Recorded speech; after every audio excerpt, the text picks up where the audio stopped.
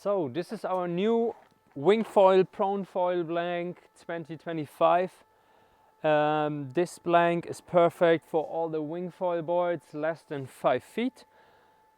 All the freestyle wing foil boards, all the prone foil boards you wish to make.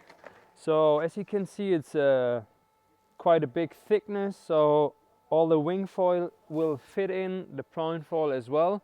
We have a bit more rocker in the nose here as well, and as you can see, it's a taped blank. It's not glued up, so you or us, we can pre-attach it with some glue dots, then shape it, CNC it, and after the finished shape is ready, we can disassemble it and chamber the blank. So by chambering, it is some extra work, yes, but you will get the best foil boards out there because the weight distribution is way better on the others, as you can make a lot of air and less weight in the nose and all the full core underneath the foil tracks, which gives you more durability. So more lift in the front, more durability in the back, which is perfect for foil boards. So after this, you just glue it together and produce it as the normal way.